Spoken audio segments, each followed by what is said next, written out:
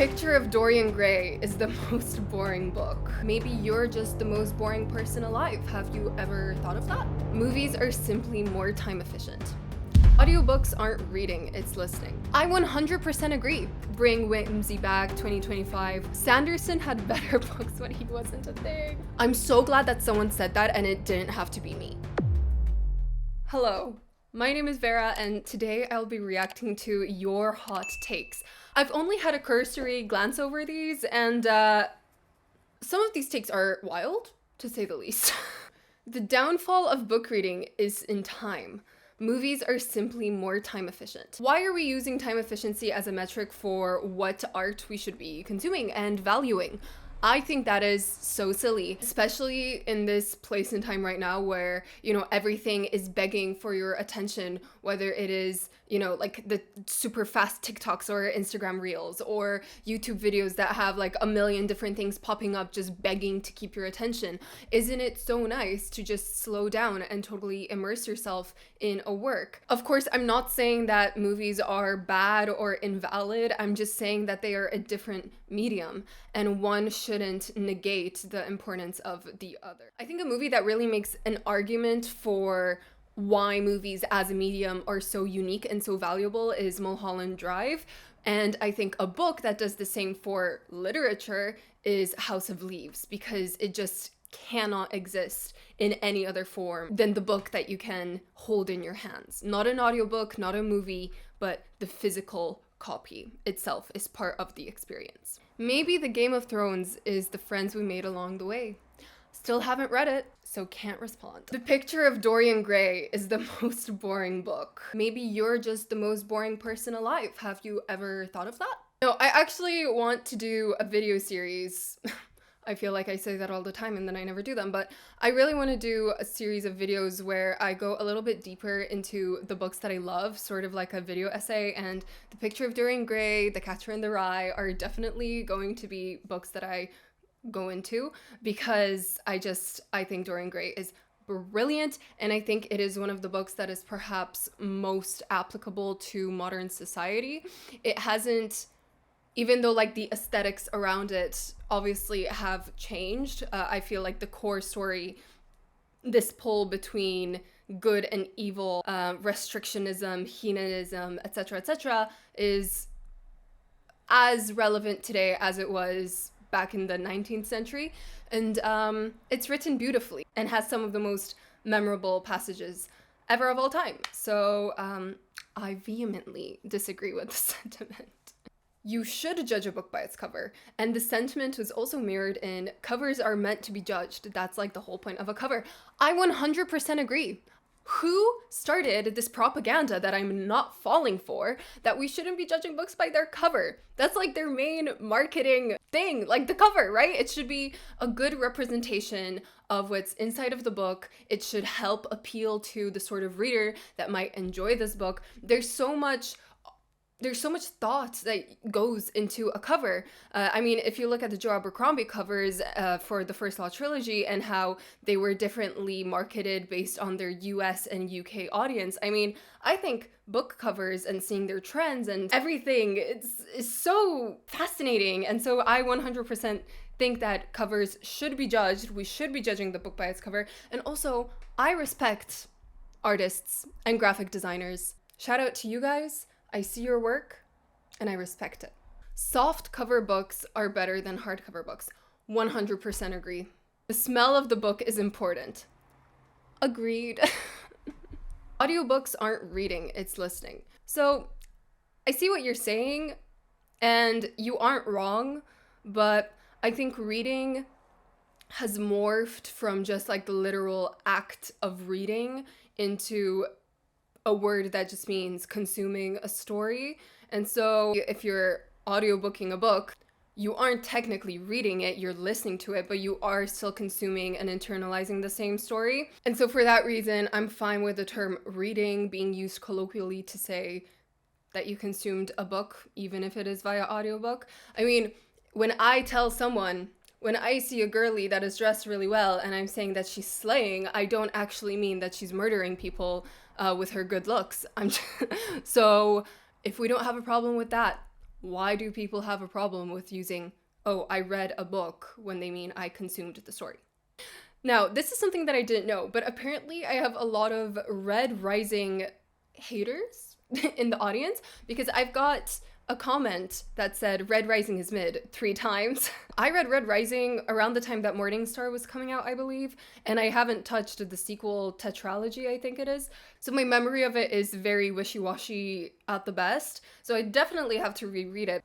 But I don't know if that's something that maybe you'd be interested in seeing. So if you want me to reread Red Rising and read on to the sequel tetralogy or trilogy or whatever it is, let me know. Dune really isn't as good as people think. Why? I mean, look, Dune wasn't my favorite book of all time, but I did find it to be a very fascinating book, a very enthralling one and immersive one. I really enjoyed following Paul's journey. I really enjoyed the framing shift, Princess Irulan almost like spoiling what's going to be happening in the chapter, so then you're focused on the why things are happening and how they're happening, not what is happening. I thought that was quite clever. And I mean, it is the blueprint, so sometimes people say, oh, it's not doing anything new. Well, it was doing something new when it was released, so I don't know, to each their own, I guess. The first law is overrated and boring. Maybe you are overrated and boring. Maybe it's a skill issue. Have you ever thought of that? Stormlight archives suck. You know what's wild? Ever since Wind and Truth, I haven't seen a single post. Well, no, I think I saw Daniel Green do a video, but I haven't seen anyone talk about the new Sanderson book, The Isles of the Emberdark. Dude, I haven't even read it yet. I don't even know what it's about. And I think this is the first time that I'm experiencing a Sanderson release that there is, especially in the Cosmere, a Cosmere Sanderson release, that there's so little hype for. So I'm very interested in the repercussions of Wind and Truth. Do I think the Stormlight archives suck? No, I mean, I still think that the first 3 books are some of the best fantasy you can read, especially Oathbringer. I think that one is incredible, but there is definitely a sour taste in the mouth when you get to the end of the journey, the destination, if you will, and it is not a worthy one.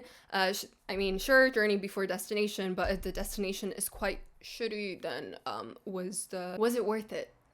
And in the case of the Stormlight archives, it remains to be seen. Sanderson was absolutely the wrong choice to finish Wheel of Time. I've never heard that take. It's crazy. See, I feel like I can't really comment because I read The Wheel of Time years after Sanderson finished it. So I knew what to expect. I read many of his books before finishing Wheel of Time. But if anyone else shares this opinion, please tell me what you think, and why you think that in the comments. Sanderson had better books when he wasn't a thing. Ooh, I think I agree with one. Sometimes change doesn't equate to growth. And I think that is the case for Brandon Sanderson. Magic systems defeat the purpose of magic in stories and often border on speculative fiction and sci-fi. You know what? I wonder if part of my unwillingness to read fantasy at the moment, or at least strict high fantasy at the moment, is a little bit related to this, because man, it just started to feel like homework after a while. I do not care. I have so many things that I need to learn and memorize and deal with in my actual life. I don't need to be learning a 50th magic system that I'll forget how it works by the time the next book comes out. And some of them aren't really that interesting, so I don't want to spend my time learning it. Also, where did all the whimsy go? I think I'm going to start a campaign that is hashtag bring whimsy back 2025. If you agree, put it in the comments, because I just want whimsy, and I really miss whimsy. Just read Frankenstein. It's laughably bad. What are these takes? First Dorian Gray, now Frankenstein? Another book that I want to go into and really analyze and tell people why I love it, because there's so many lenses that you can look at it through, and as a time capsule, really, for the fears at the turn of the 19th century. So, for example, whether it is the position of women in society, the fear of the age of industry and science, Galvanism, the Regency period, there's so much there, and I really, really, really love it, because I think it also exemplifies, kind of like House of Leaves, the argument for why books are such incredible time capsules and snapshots, and how they respond to so many different fears of the time. Can't stand Malazan. I really tried. May I point you in the direction of my good friend Johan from Library of a Viking? I think you'll find a lot of catharsis watching his videos. Books don't need extraordinary ideas, they just need to be written good. I'm 50-50 on this one, because on one hand, I agree, like, some books, the writing itself is very much the point of the book, that it's written well, that it's plotted well, etc., etc. But sometimes a book, maybe the writing isn't as flowery or the plot isn't as concise. Maybe the characters, they don't have the most unique voice that they could. However, the book still stands out because the idea behind it is so unique. Like, for me, a book like that is Recursion by Blake Crouch. It's one of my favorite books of all time. And even though I think the writing was fine, the characters were okay, I thought that the ideas behind that and like the thematic exploration of that mixed in with the structure of the novel was so excellent and so unlike anything I've read before. And so that's why I really loved it. So yeah, I'm 50-50 on this one. Tolstoy is better than Dostoevsky. Okay, I don't know if I can comment too much on this because, see, I'm in a funny position with these two authors where I read a short work from both of them. So I read The Death of Ivan Ilyich from Tolstoy and White Nights from Dostoevsky, and I DNF'd their longer works. So for Dostoevsky, it was Crime and Punishment, and for Tolstoy, it was War and Peace. However, for War and Peace, it was a circumstantial DNF. I am 100% going back to that book. It was so much easier to read than I thought. It was so engaging. It was so juicy. It was so modern. Like, maybe it was the translation that I was reading, but I really liked it. I was really busy at the time, and I couldn't do War and Peace. But Crime and Punishment, Dostoevsky loves to go on rants and really long tangents, and I find that I just don't really care for them. Sorry. However, in White Nights, because it's so much shorter, his little tangents and rants and blah blah blah are much more focused, and I don't feel lost when I read them, and instead I just feel very moved.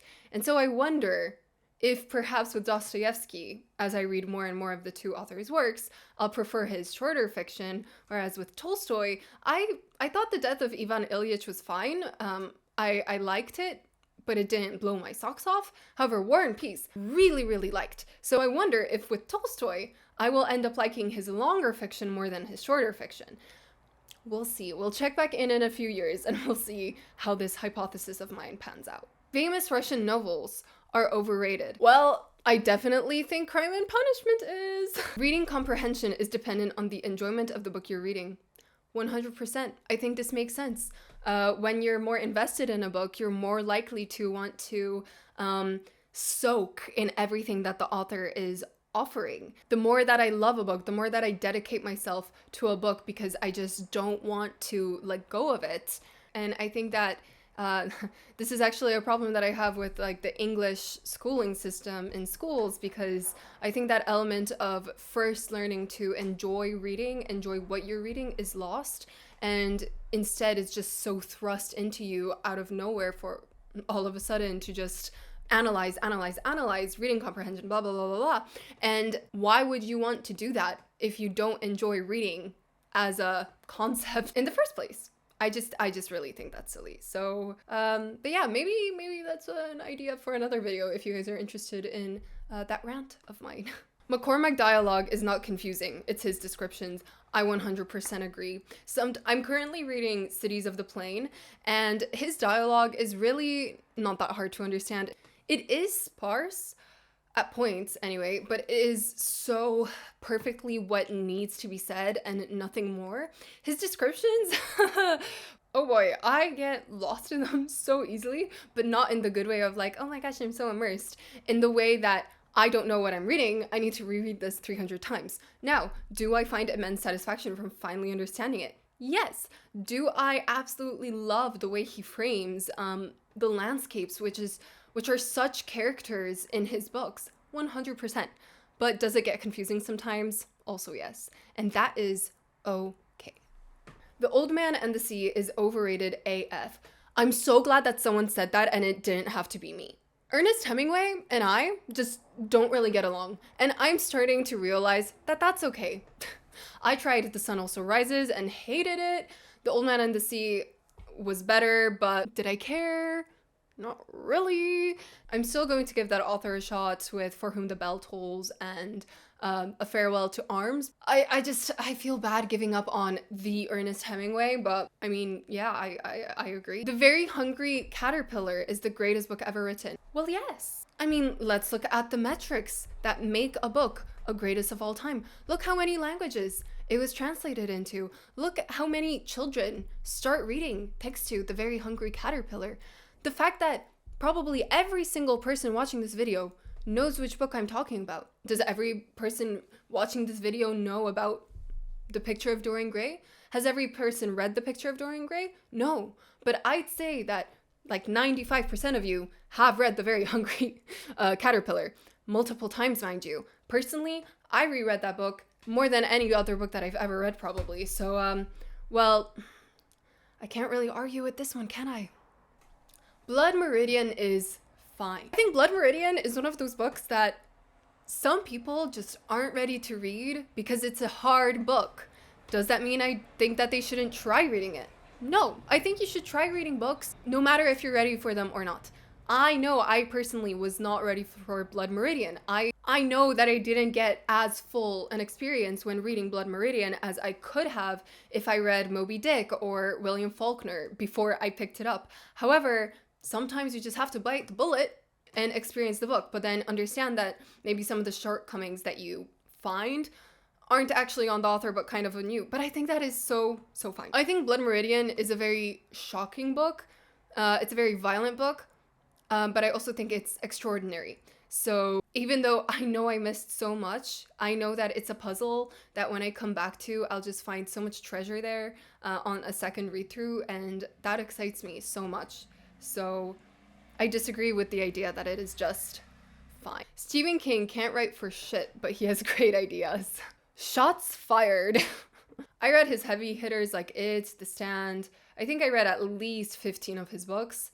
I think that he has his ups and downs. I think Cujo is so bad. I wouldn't even say that the idea there was interesting because the premise about the rabid dog wasn't actually the main premise of the book, but that's fine. But then there are books like The Long Walk, which are not very long. It's just about these guys walking, really, until they can't. But the writing is so important, and especially for the ending of that book, there's a few different ways you can interpret it, and I think that the way he wrote that was so important. As well with The Shining. The Shining wasn't actually a favorite Stephen King book of mine. Like, I thought it was fine, maybe because I saw the movie before I read the book, so I just had a different idea of what I was going into. But I think that the way he depicted alcoholism was so pervasive in the prose, and especially in everything surrounding Jack Torrance. And so I don't know, I feel like Stephen King, it's really such a dice throw on what experience you're gonna get in a book, so I really don't think he's an author you can simplify to a statement. Reading multiple books at once isn't effective because you will get details mixed up. I disagree. I think if you're reading 2 fantasy books or 2 romance books, sure. But if you're reading a nonfiction, a romance, and a mystery or stuff like that, I think you're fine. Like, that's, for me, I usually have more than one book going at a time, and I've never had an issue keeping my details straight between books. I try not to read the same genres at the same time, but I don't think it's even to not mess up details. I think it's just, I like to have that variation in what I am picking up. I think it really depends on the person. 1984 is overrated, Brave New World better. Okay, interesting comment. I read both of those for a video last year where I was reading classic dystopian books, and even though at the time I enjoyed 1984 more, I think from the front end paper to the back end paper, it is a more consistent book. It is a better book overall, just quality-wise. I think that it doesn't reach the peak of Brave New World's beginning and ending. In the middle, Brave New World, yeah, whatever. Like, I didn't care as much, whereas I really thought that every single thing that was in 1984 was plotted perfectly, and all his little like ramblings, even when we just get like a really long info dump about the backstory of the world in 1984, I found that to be fascinating. Brave New World didn't care as much, but that first chapter and that speech about the importance of art, science, and religion to society, yeah, that's better than 1984. So I can't agree with you 100%, but there is definitely something there. Marketing books based on their tropes needs to stop. I definitely don't disagree. However, I also wonder if that's possible, just because of the state of the publishing industry at the moment, how people find out about books. It's so easy to just say, oh, this book is a forbidden love, historical fantasy with academic school setting, like whatever. You know, it's so easy to just categorize books like that. And then for readers to just pick them up. I mean, so much marketing, I feel like, is through booktok, reels, and stuff like that. And those are really short. So I do think that there's an element of this is just the landscape in which we are. Marketing based on tropes isn't going anywhere. But personally, I don't know if I ever picked up a book that was just like, oh yeah, this is blah, blah, blah, enter trope that you really like here. Because I just get tired of seeing the same thing over and over and over. So if you guys have any ideas of how you'd like to see books being marketed, especially since it's so hard, like there's no visual, like the one visual you have is the cover, and some people think we shouldn't judge books by their covers. So if you have any ideas for how we should be marketing books, please let me know in the comments. I'm sure some of my friends who are authors or viewers that are curious about writing might find that interesting. And to end off a video, I found a take which I'm really surprised that this is a hot take, because to be honest, it just sounds like fact to me. If Vera doesn't like a book, it's not a good book. Well, why is this a hot take? No, in all seriousness, I think I have a very specific taste in what I like and what I dislike, and I am a harsh grader, I'd say. So if I don't like a book, I try to say why someone would like it, unless I think it has no merits, like The Devils by Joe Abercrombie. Whoops. But yeah, I am a huge fan of throwing it back to you, the other readers, and having people share their opinion, trying to change my perspective on a book. There have been numerous times in this channel's history so far where I was really middling on a book and a commenter helped me view it in a different light. And so that's something that I am so incredibly grateful for on this channel. Anyway, thank you so much for watching. Thank you so much for sharing your hot takes with me. If there are any other hot takes you'd like me to react to or respond to, put them in the comments and I'll try to respond to at least some of them. But other than that, that's all for me. Thank you so much for watching, and I'll see you in another video.